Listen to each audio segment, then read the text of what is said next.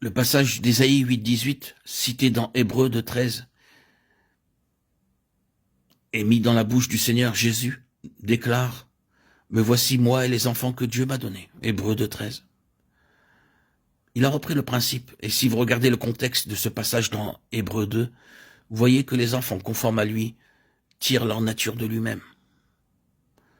Maintenant, que signifie moi et les enfants que l'Éternel m'a donnés? Nous sommes des signes et des prodiges. Christ est-il un signe? Pourquoi dans l'évangile de Jean, tout ce qu'il faisait était un signe? Et quel était ce signe? Jésus a fait encore en présence de ses disciples beaucoup d'autres miracles, signes, qui ne sont pas écrits dans ce livre. Mais ces choses ont été écrites afin que vous croyiez que Jésus est le Christ, le Fils de Dieu, et qu'en croyant, vous ayez la vie en son nom. Jean 20, 30, 31. Ce fut un signe que Dieu était en lui. Ensuite, il est dit, et pour des prodiges. Quelle est l'essence d'un prodige? C'est une chose qui ne peut être attribuée à personne d'autre qu'à Dieu seulement. Lisons Jean 9 et voyons comment cela se termine. Le pauvre homme à qui le Seigneur avait ouvert les yeux ne pouvait pas comprendre ces gens sensés avec leur raisonnement et leur propre logique. Il a ouvert mes yeux. Jamais, depuis le commencement du monde, on lui dire que quelqu'un ait ouvert les yeux d'un aveugle-né. Si celui-ci n'était pas de Dieu, il ne pourrait rien faire. Jean 9, 30, 33. Ne voyez-vous pas que cela venait de Dieu? Il y a donc ici quelque chose de plus qu'un simple homme. Ils ont exclu cet homme parce qu'il faisait de Jésus Dieu. Ce fut la conséquence des signes et des prodiges. C'est seulement issu du Seigneur. Ah oui, c'est cela la nature d'un vase, d'un instrument qui sert dans le cœur même du dessein de Dieu. Et c'est un chemin très coûteux.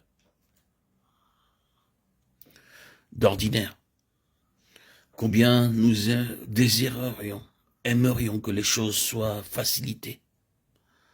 Cependant, nous savons bien qu'il n'en sera pas ainsi. Nous n'allons pas voir nos situations se régler sans une seule difficulté. La vie des familles des autres paraît si facile. Tout pour eux s'emballer sans encombre. Mais nos affaires ne se font jamais avec la même facilité. Il semble qu'il y ait toujours quelque chose dans nos situations que nous ne puissions pas assumer seuls. C'est au-delà de nos capacités. À moins que le Seigneur ne le prenne en main, nous sommes terriblement confus et désespérés. Je me demande combien de gens peuvent accepter cela comme étant normal. C'est ainsi que cela devrait être et comment cela doit être, que le Seigneur nous aide.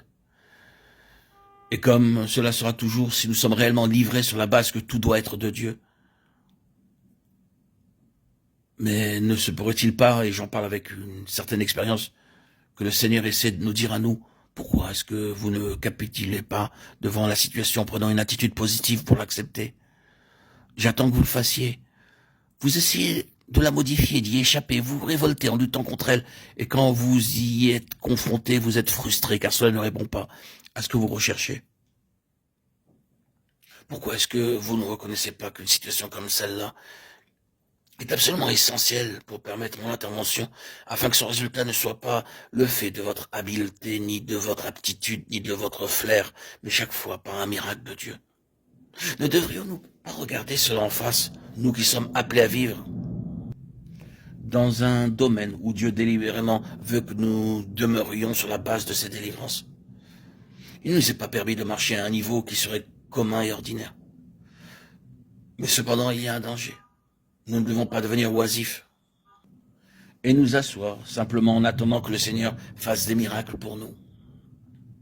Nous devons faire notre part autant que nous pouvons et coopérer avec le Seigneur dans chaque aspect qui s'ouvre devant nous, de manière pratique. Mais même ainsi, nous verrons souvent que nous n'irons jamais bien loin sans une intervention très réelle du Seigneur, de telle manière que quand nous y serons passés, il sera manifeste que ce ne sont pas nos efforts qui furent la cause de la réussite, mais l'œuvre du Seigneur. Et le témoignage sera apporté que le Seigneur le faisait. La difficulté, pour vous comme pour moi, doit être d'accepter cela et de le mettre en pratique.